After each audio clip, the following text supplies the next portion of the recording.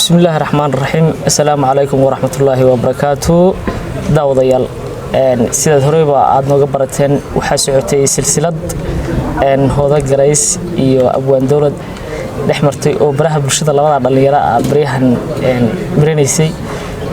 abwaanin badan baa ka soo qayb qaatay dad badan baa ka soo falceliyay ayagu si live ay isku hor yimaadeen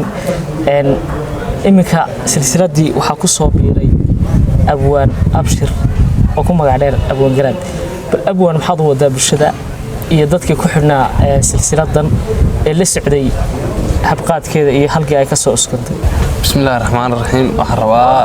silsiladii maalmaha mas'uutay sadaqtiinba ee dhexmarisay labada qof ka bilaawday labada qof dhalinyarada abwaan dawlad iyo hooda garays inaan kaga qayb qaato gabiga soo socda hooday samayn gabay adaa saami weyn helay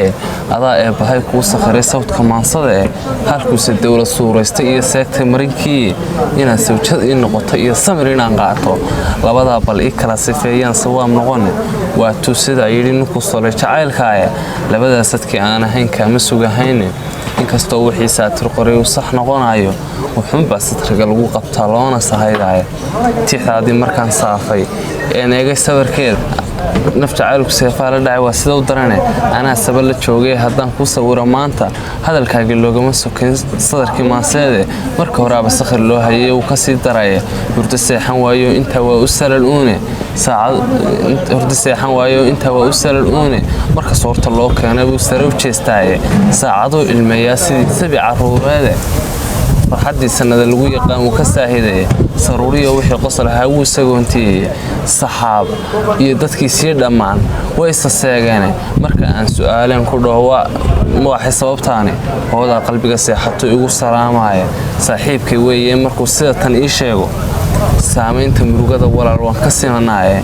inuu dunida saarnaado aakhiro soconin samihiisa dad doonayso sigay wiilkii soo gaar aduu samankan dumarka la soo baxay boqol sayn madow iyo waliba qaalmo wada soocaan barqab micida soo faystay oo dhabida sayraaya sabaday diyaar ugu yihiin suldaanay inuu dunida saarnaado aakhiro soconin samihiisa dad doonayso sigay wiilkii soo gaar aduu samankan dumar kala soo baxay seeraha hargeysa hadduu gabaygu saameelo sibanina garaysay haddaad maqashay sawdkayga kaftan kuma salaysnay haddaad bogati suugaanta ismabada jacaylka xulay dhuubay sabarkiisa